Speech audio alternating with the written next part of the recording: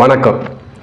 தமிழ்நாட்டு அரசியலில் அடுத்து ஒரு முக்கியமான பரபரப்பாக இருக்கக்கூடியது மாபெரும் அதிமுக தலைவர் எம்ஜிஆர் காலத்திலிருந்து அண்ணா திராவிட முன்னேற்ற கழகத்தில் இருப்பவர், அதிமுகவின் முக்கியமான தலைவர் ஐயா செங்கோட்டையன் அவர்கள் பேட்டியில் இன்னைக்கு பிரஸ் மீட்டில் அதிமுகவோட நிலைமை என்ன அப்படிங்கிறத வெளிப்படையாகவே பேசிட்டார்.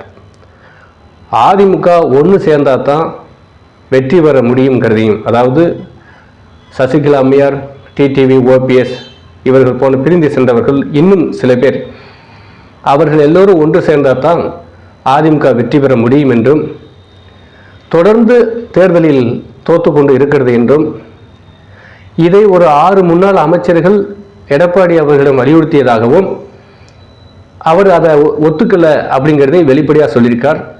அதே போன்று தென் மாவட்டங்களில் அதிமுக வீக்காக இருக்குது, அதனால் அவங்கள சேர்க்கணும் அப்படிங்கிறதையும் பேசியிருக்கார்.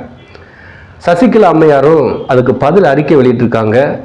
திரு செங்கோட்டையன் அவர்கள் உடம்பில் அதிமுக ரத்தம் ஓடுகிறது என்பதை நிரூபித்துள்ளார்னு சொல்லி பாராட்டியிருக்காங்க. ஸோ இந்த செங்கோட்டையன் அவருடைய முடிவு அதிமுகவுக்கு மிகப்பெரிய வெற்றியை தரும். அது என்ன மாதிரியான வெற்றியாக அமையும் அப்படிங்கிறதையும் முழுமையாக பார்க்கலாம். திரு செங்கோட்டையன் அவர்கள் எம்ஜிஆர் காலத்திலிருந்தே அதிமுகவில் இருக்கக்கூடியவர். அதிமுகவிலே கொஞ்சம் நேர்மையான பொலிட்டீஷியன்ஸ் பார்த்தா அவர் செங்கோட்டையன் தான். அவர் மேலே எந்த கம்ப்ளைண்ட் கிடையாது. கல்வித்துறை அமைச்சராக இருந்த முதல்ல நிறையா அவர் செஞ்சிருக்கிறாரு. நான் சிறுவனாக இருந்தபோது ஸ்கூல் படிக்கும்போது செங்கோட்டையன் அவர்களை பற்றிலாம் எங்கள் கிராம மக்கள் பேசுவாங்க, பெருசுகள்லாம் பேசுவாங்க. அப்போவே அவருக்கு தெரியும், தமிழ்நாடு முழுக்க கிராமங்களில் கூட செங்கோட்டையன்னா யாருன்னு தெரியும்.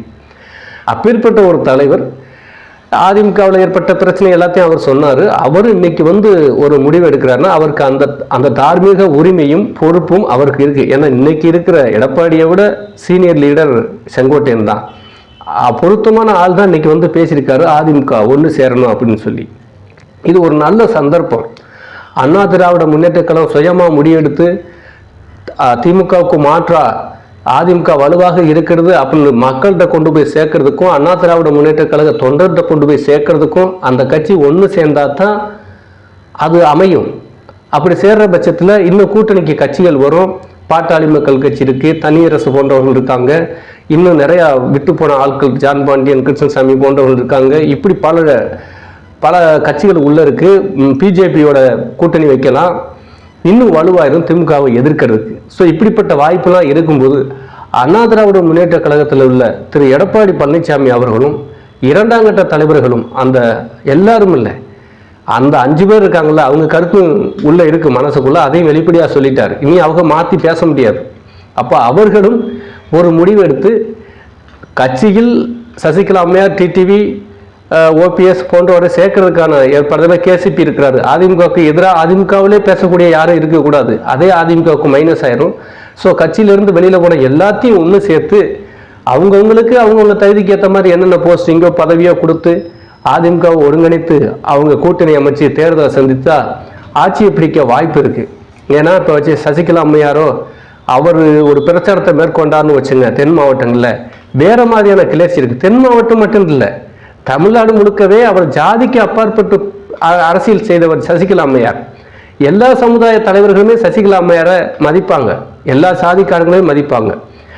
திரு திருமாவளவன் அவர்களே சொல்லியிருக்காங்க, அந்த நடராஜன் ஐயாலாம் விடுதலை சிறுத்தைகள் கட்சி வளர்வதற்கு உதவி செஞ்சார்னா சொல்லி அந்த மதிப்பை எப்போவுமே மரியாதைக்குரிய சசிகலா அம்மையார் என்று தான் உச்சரிப்பார் திருமாவளவனே. அப்படி எல்லா சமுதாய மக்கள்கிட்டையும், ஒடுக்கப்பட்ட சமுதாய தலைவர்கிட்டையும் கூட சசிகலா அம்மையார் நல்ல பேர் எடுத்தவர் தான். அதே மாதிரி இந்த சிறைக்கு போயிட்டு வந்ததுக்கப்புறமும் எடப்பாடி பழனிசாமியை பற்றியோ இல்லை வேறு எந்த தலைவர்களை பற்றியுமே சசிகலா அம்மையார் விமர்சனம் பண்ணவே இல்லை. அதிமுக ஒன்று சேர்னா அதிமுக ஆட்சியை பிடிக்கும்னு ரொம்ப கண்ணியமாக யாரும் எதிர்பார்க்கவே இல்லை சசிகலா அம்மையார் இவ்வளோ பொறுமையாக தெளிவாக இருப்பாங்கன்னு. யாரையும் விமர்சிக்காமல் எல்லாமே ஒரே குடும்பத்தில் உள்ள பிள்ளைங்க தான், அவங்க அண்ணன் நம்பிக்கையில் சண்டை வரும், நாங்கள் கூடுவோம், இப்படித்தான் அவங்களுடைய பேச்சு இருந்ததை தவிர யாரையும் காயப்படுத்துகிற மாதிரி சசிகலா அம்மையார் பேசவே இல்லை. எடப்பாடி பழனிசாமி கூட சூரியனை பார்த்து நாய் குலைச்சானு ஒரு மாதிரியா மறைமுகமாக சசிகலா அம்மையார் திட்டி பேசியிருக்கார தவிர சசிகலா அம்மையார் யாரையுமே இதுவரைக்குமே அதிமுகவை சேர்ந்தவங்கள அவர் விமர்சனம் பண்ணவே இல்லை. ஸோ ஒரு கண்ணியமான ஒரு விஷயத்தை அரசியல் செஞ்சுட்டு அவங்க அமைதியாக இருந்தாங்க.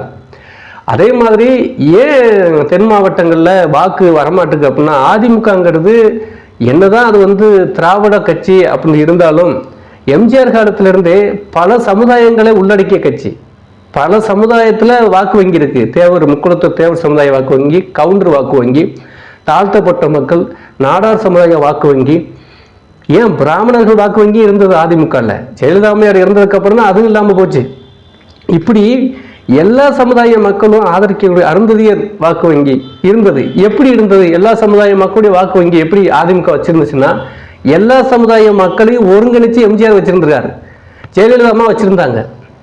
திரு எடப்பாடி பழனிசாமி என்ன பண்ணிட்டாரு, முதல் அதிக பெரும்பான்மை வாக்கு இருக்கிறது அதிமுகவுக்கு முக்குளத்தூர் தேவர் சமுதாயம் தான். அதுதான் மாயத்தேவரை முத நிப்பாட்டினார். தேவர் சமுதாயத்துக்கு முக்கியத்துவம் கொடுத்து மாயத்தேவரை திண்டுக்கல்ல நிப்பாட்டி தேவர் சமுதாயம் தான் முதல் அடையாளத்தை கொடுக்குது, ஜெயிக்க வைக்குது. எம்பி தேர்தலில் ஏடிமிக்கையில் ரெட்டல சிரத்தில் மாயத்தேவரை. அப்போ முக்குளத்தூரை நம்பித்தான் அவர் வேட்பாளரை நிறுத்துறாரு. ஆண்டிப்பட்டியில் கூட முக்குளத்தூரை நம்பித்தான் எம்ஜிஆர் நின்னாரு.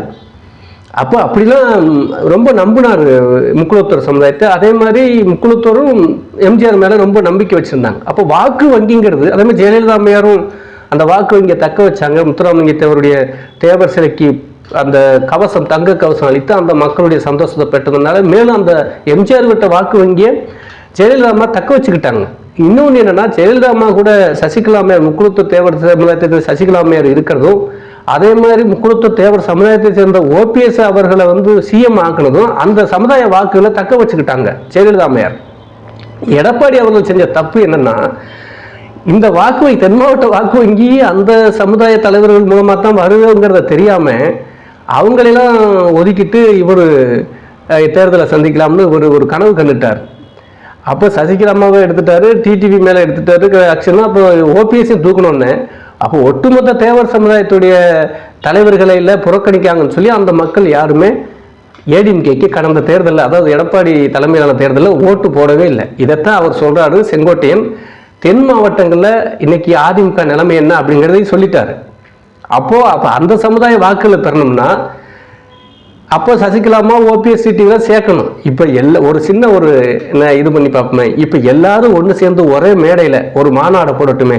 எடப்பாடி, சசிகலா அம்மையார், OPS, TTV, Sengottaiyan, CV Shanmugam, அதே மாதிரி எஸ்பி வேலுமணி, கேசிபி எல்லாம் பிரிஞ்சு போனவங்க எல்லாரும் சேர்த்து ஒரு மேடையில் இருந்தால் எப்படி இருக்கும் அதிமுக? மறுபடியும் அதிமுக ஸ்ட்ராங் ஆயிடுச்சுன்னு சொல்லி அப்படியே ஒரு சிம்பத்தி ஏற்பட்டு அப்படியே பிரச்சாரத்துக்கு மேற்கொண்டா என்ன மாதிரி இருக்கும்? வேற மாதிரி இருக்கும். தென் மாவட்டங்களில் திமுக வாஸ் அவுட் ஆகும். அதிமுக ஒன்று சேர்ந்தா திமுக ஆட்சிக்கு வர முடியாது, தோற்றுங்கிறதுனால தான் அவங்க எடப்பாடியை மறைமுகமாக ஆதரிக்கிற ஒரு கருத்து நிலவுது. எடப்பாடியை வச்சுக்கிட்டே இப்படியே நம்ம ஜெயிச்சுட்டே இருக்கலாம்னு சொல்லி திமுக ஒரு பிளான் பண்ணுறதா தகவல் வருது. அதுக்கு இடம் கொடுக்காம அதிமுக தலைவர்கள் சுதாரித்து கொண்டு, ஐயா செங்கோட்டையன் பூனைக்கு யார் மணி கட்டணும்னு ஒன்று சொல்லுவாங்க, ஐயா செங்கோட்டையனை கட்டி விட்டாரு. இனியாவது சுதாரித்து கொண்டு அதிமுகவுடைய இரண்டாம் கட்ட தலைவர்கள் செல்லூர் ராஜு, சண்முகம், எஸ்பி வேலுமணி, தங்கமணி இவர்கள் எல்லோரும் கடம்பூர் ராஜு இவர்கள்லாம் ஒரு முடிவு எடுக்கணும்.